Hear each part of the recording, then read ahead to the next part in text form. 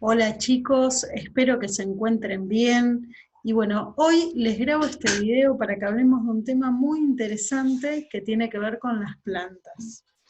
Seguramente en tu barrio, en tu patio o cuando salís a caminar un poquito ves diferentes plantas y diferentes árboles que tienen características distintas también, ¿sí? Vamos a ver por qué es esto.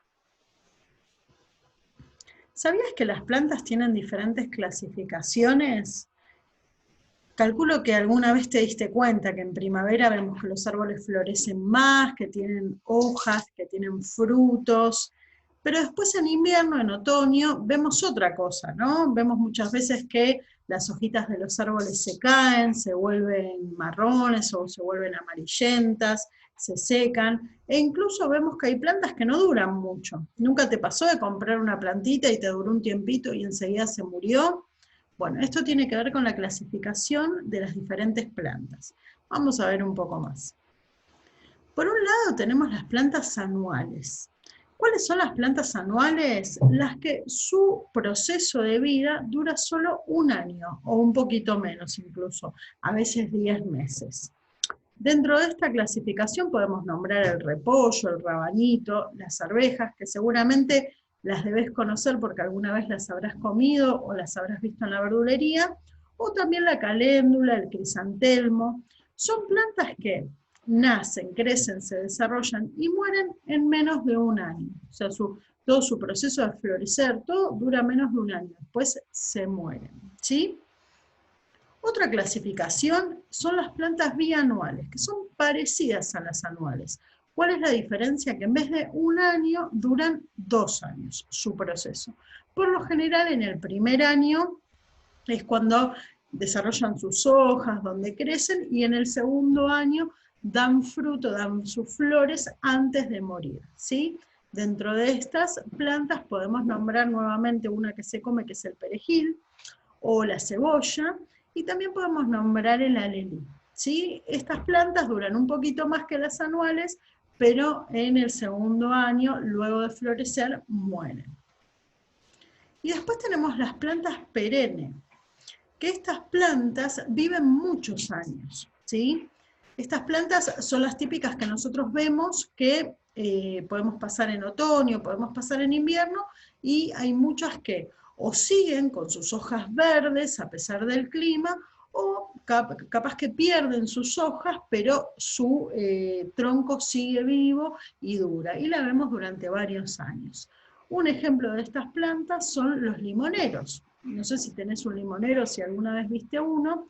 Yo tengo uno que está delante de mi casa, y ese árbol todos los años da limones, y hace varios años ya que está con vida, ¿sí?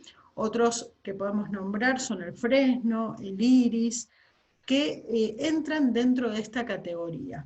Estos árboles en la etapa adulta crecen, florecen, producen fruto varios años seguidos, como te decía. Pero dentro de estas plantas tenemos dos clasificaciones diferentes. Vamos a ir a esta hoja. Por un lado, las plantas perennes pueden ser de hojas persistentes, y por otro lado pueden ser de hojas caducas. ¿Qué significa esto? Si es de hojas caducas, es lo que yo te decía antes. El tronco sigue con vida, sigue fuerte, pero durante el otoño, durante toda la época fría, pierden las hojitas. Las hojas empiezan a volver amarillentas, se empiezan a volver marroncitas, se secan. Son esas hojas que vos las agarrás del piso y ya están todas sequitas y se quiebran muy fácil. Y vos ves el tronco totalmente vacío. Ahora te voy a mostrar un par de fotos, pero ese árbol sigue con vida. La primavera siguiente va a volver a florecer y va a volver a estar totalmente vital, ¿sí? Va a volver a dar fruto, todo. Un ejemplo de este tipo de plantas es el nogal. Por otro lado, tenés las plantas o los árboles de hojas persistentes. ¿Qué significa esto? Que no importa si es primavera, si es verano, otoño o invierno, estos árboles permanecen siempre verdes. Un ejemplo muy claro es el pino. Seguramente alguna vez viste un pino, y por tu barrio debe haber alguno porque suele haber muchos pinos en las veredas.